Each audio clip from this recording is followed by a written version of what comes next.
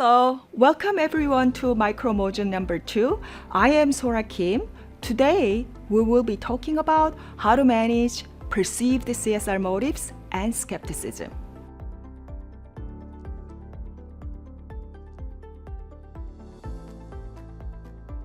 First, let's talk about the type of CSR motives. There are typically two types. One is public serving CSR motive, also known as altruistic or genuine motive. And the other is self-serving CSR motive, also known as firm-serving or anti-genuine motive. Public serving motives are altruistic in nature, where companies are perceived to be genuinely committed to serving public interest through their CSR activities. On the other hand, self-serving motives prioritize the firm's self-interest, leading consumers to believe that CSR initiatives are primarily driven by self-interest rather than genuine altruism.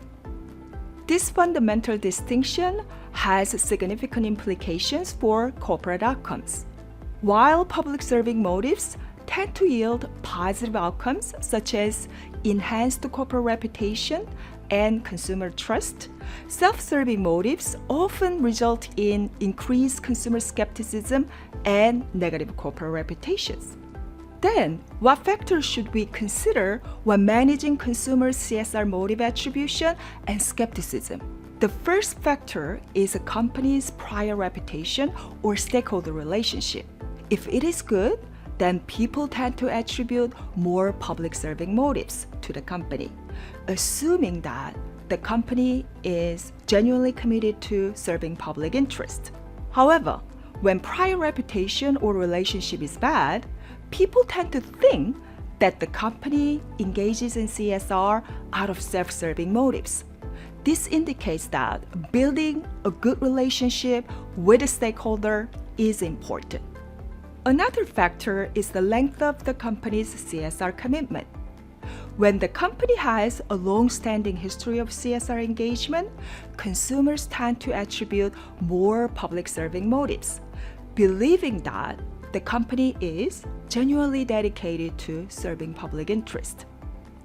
In contrast, companies with a shorter CSR track record can be viewed with more skepticism as consumers question the authenticity of their motives. And the third factor to consider is CSR fit, which refers to the alignment between a company's core business and its CSR activities. When there is clear and high congruence between the company's core business and its CSR initiatives, consumers perceive a high CSR fit.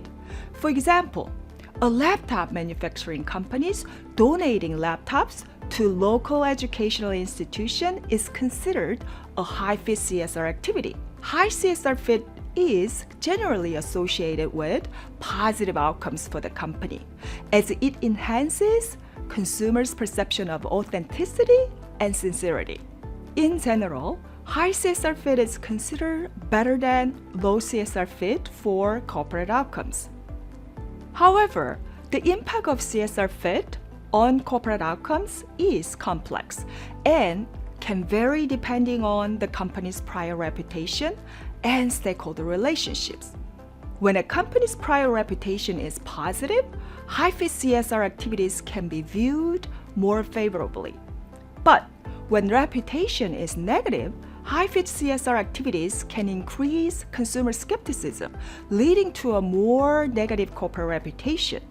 This is because consumers tend to attribute self-serving motives to high-fit CSR activities of companies with negative reputations.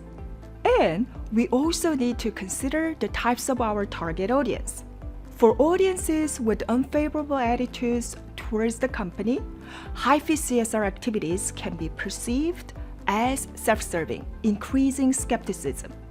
In such cases, low or moderate CSR fit activities should be considered for mitigating skepticism.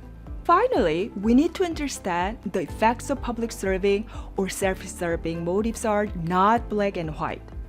Consumers do not simply judge a company's CSR motives based on a black and white perspective.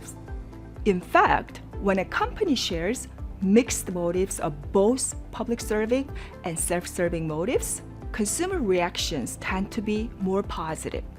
These days, consumers are much savvier. They understand that companies may have some self-serving motives for engaging in CSR. As long as consumers believe the companies are sincere in serving public interest, they are willing to accept the companies having self-serving motives. And especially when a company communicates both self-serving and public-serving motives, consumers tend to think the company is more trustworthy and honest, as it does not attempt to hide its self-serving motives.